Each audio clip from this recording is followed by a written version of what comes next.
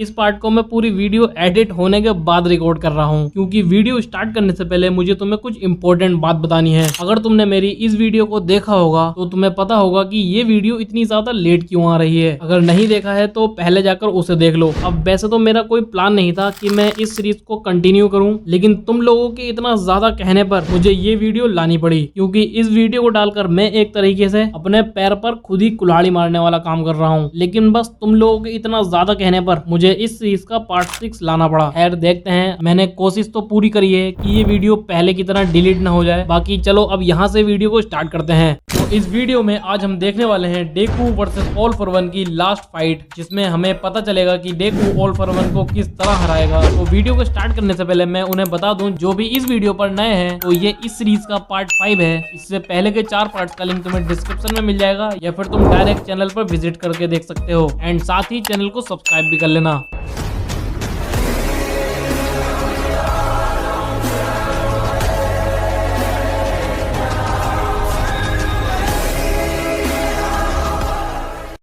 तो पिछले पार्ट्स में हमने देखा था कि किसी भी हीरो का अटैक ऑल फॉर वन पर काम नहीं कर रहा था और डेकू भी ऑल फॉर वन की तरफ बढ़ने लगा था, जिसके बाद सारे हीरोज भी यही बोल रहे होते हैं कि ऑल फॉर वन के सुपर स्ट्रॉन्ग होने की वजह से उनके अटैक्स उस पर वर्क नहीं कर रहे हैं। तो इसीलिए ये देखकर आइजावा कहता है कि सभी लोग बस ऑल फॉर वन तक पहुंचने का रास्ता बनाओ। और ऐसा होते देख ऑल फॉर वन भी एक लेजर बीम के रूप में फुल फैक्टर अटैक को रिलीज करते हुए ये कहता है कि तुम इस आर्मी से मुझे नहीं रोक पाओगे। एंड ये कहते हुए उस अटैक को रिलीज कर देता है, लेकिन तभी वहां एंट्री मारती है इनविजिबल गर्ल, जो उस लेजर अटैक को रिफ्लेक्ट कर देती है। एंड तभी मोमो भी काफी बड़ी रेल गन से ऑल फॉर वन पर अटैक कर देती है, लेकिन ऑल फॉर वन उस अटैक को काउंटर अटैक से रोक देता है और अपने स्पाइक से डेकू पर अटैक करता है। लेकिन उसके सभी दोस्त उसके आगे आकर उसे कवर कर लेते हैं। साथ ही वो ये कह रहे होते हैं कि तुम ही हो जो ऑल फॉर वन को हिट कर सकते हो, इसलिए अपनी स्ट्रेंथ को ज्यादा से ज्यादा सेव करो मिडोरिया। जिसके बाद हर एक पैनल में डेकू के दोस्तों को डेकू की आगे बढ़ने में मदद करते हुए दिखाया जाता है, जिससे मिडोरिया कई मुश्किलों का सामना करते हुए ऑल फॉर वन तक पहुंचने ही वाला होता है। ये देखकर ऑल फॉर वन बोलता है कि अब मुझे पता चला मिडोरिया, तुम्हारी वीकनेस वो है जो ऑल माइट की कभी नहीं थी। तुम्हारी स्ट्रेंथ में से ही तुम्हारी कमजोरी भी उभरती है, यानी ये सभी लोग तुम्हारी ताकत हैं और यही लोग तुम्हारी कमजोरी भी। जिसके बाद हम देखते हैं कि पूरी दुनिया डेकू के लिए सेम ही वर्ड बोल रही होती है कि डू योर बेस्ट। जिसके बाद हमें अगले पैनल में यूएस के मिनिस्टर को दिखाया जाता है, जो ये देखकर अपने हीरोज को तुरंत ही जापान भेजने के लिए बोलता है। एंड तभी दूसरी तरफ मिडोरिया को दिखाया जाता है, जो ऑल फॉर वन तक पहुंच गया था और पहुंचते ही उस पर एक जोरदार पंच मारता है, जो उसकी सारी स्पाइक्स को डिस्ट्रॉय करके उसके चेस्ट पर लगता है। और वो पंच इतना ज्यादा स्ट्रॉन्ग था कि उससे शिगाराकी की बॉडी डिस्ट्रॉय होने लगती है। और इसका रीजन हमें ये बताया जाता है कि शिगाराकी ने डेकू की तरह हार्ड ट्रेनिंग नहीं की थी, जिससे उसकी बॉडी वन फॉर ऑल को संभाल नहीं पा रही थी,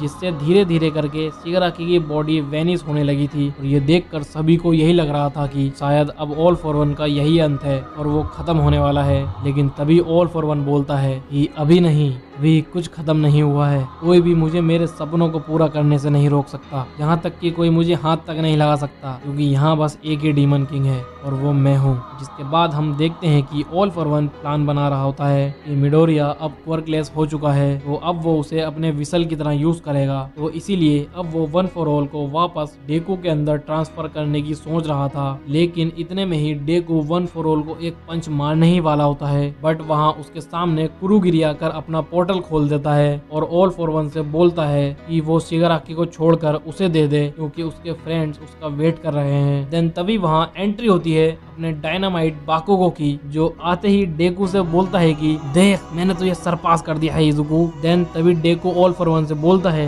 कि मैं तुम्हें कभी माफ नहीं करूंगा ऑल फॉर वन, एंड मुझे नहीं लगता कि तुम एक मॉन्स्टर हो और ना ही कोई डीमन किंग हो, तुम बस एक अकेले आदमी हो। और ये सुनते ही हम ऑल फॉर वन को एक डार्क प्लेस पर देखते हैं और वहाँ एक छोटी लाइट की फॉर्म में योइरिची को दिखाया जाता है, जो ऑल फॉर वन से कह रहा होता है डेकू ने वन फॉर ऑल ट्रांसफर करने से पहले मेरा थोड़ा हिस्सा अपने अंदर ही रोक लिया था, यानी मिडोरिया अभी भी पूरी तरह क्वर्कलेस नहीं हुआ है। एंड इसके साथ वो सही तरीके से वन फॉर ऑल को पूरा करना चाहता है। ये देखकर वन फॉर ऑल पागल हो जाता है और चिल्लाकर बोलता है कि तुम जो बोलोगे मैं वही करूंगा, प्लीज तुम बस मुझे अपना एक बार फेस दिखा दो। तो योइरिची बोलता है कि कुछ नहीं हो सकता अब, एंड अब मैं तुम्हें और गाइड भी नहीं कर सकता बड़े भाई। ये बोलते ही वो वहां से डिसअपेयर हो जाता है और ऑल फॉर वन भी ये चीख चीख कर बोल रहा होता है कि मैं तुम्हारे बिना कुछ नहीं हूँ। एंड यहाँ सच में ऑल फॉर वन काफी ज्यादा दुखी हो गया था। जिसके बाद हम अगले पैनल में देखते हैं कि वन फॉर ऑल के सभी यूजर्स एंड शिगाराकी अवेक हो चुके हैं, जो साथ मिलकर ऑल फॉर वन पे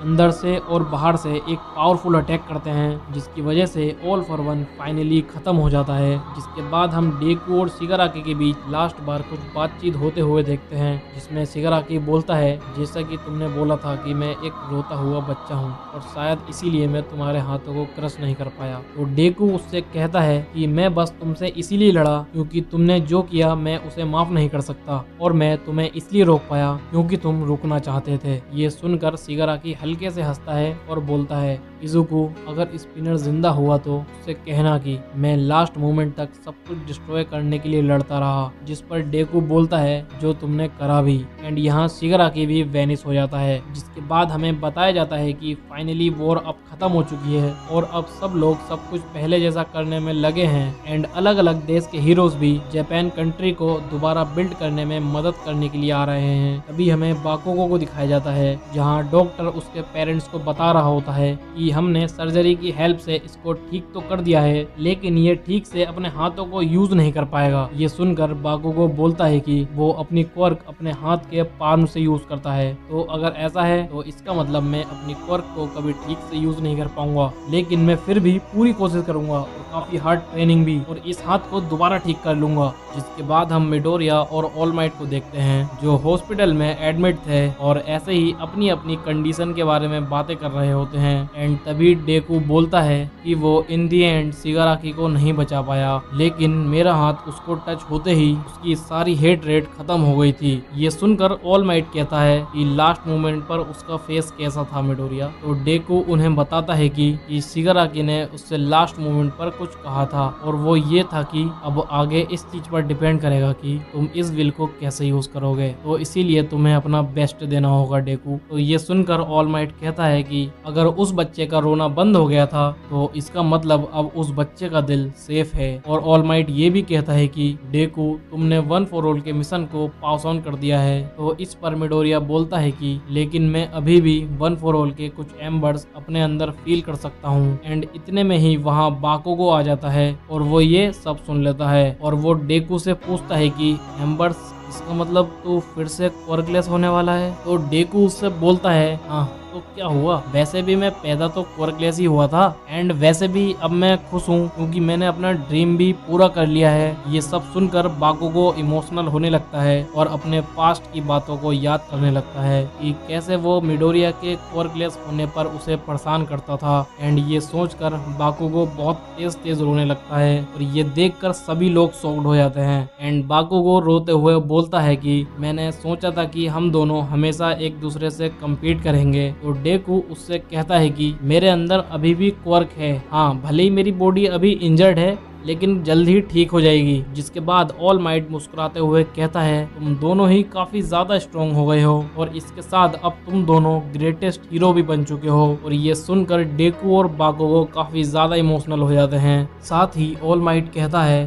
कि जब मैं छोटा था तब मैं सोचता था कि वॉर खत्म होने के तुरंत बाद ही शांति आ जाती है, बट हमारी स्टोरी ऐसे एंड नहीं होगी। जब तक हम अपने ब्राइट फ्यूचर को हासिल नहीं कर लेते तब तक हम संघर्ष करते रहेंगे, जिसके लिए हम अब इससे भी आगे जाएंगे। जिसके बाद हमें कुछ दिनों बाद का सीन दिखाया जाता है, जिसमें बिग 3 यानी मीरियो की क्लास की ग्रेजुएशन सेरेमनी को दिखाया जाता है, जिसे सभी स्टूडेंट्स फेयरवेल पार्टी के रूप में एंजॉय कर रहे होते हैं। जिसके बाद मीरियो एक बहुत बड़ी स्पीच देता है, जिसे सुनकर सभी स्टूडेंट्स इमोशनल हो जाते हैं। एंड हमें दिखाया जाता है कि डेकू के क्लास के सभी स्टूडेंट्स अब सेकंड ईयर में आ चुके हैं। एंड साथ ही ये भी बताया जाता है कि डेकू की सर की सर्जरी की वजह से उसको ये न्यू हेयर स्टाइल मिल गया है। देन तभी वहाँ अयोमा आता है, जो वहाँ आकर सभी को बताता है कि वो यूए को छोड़कर जा रहा है, जिस पर सभी स्टूडेंट्स उसे न जाने के लिए बोलते हैं और ये भी कहते हैं कि वो उसकी मदद से ही ऑल फॉर वन को हरा पाए हैं। तो अयोमा उनसे कहता है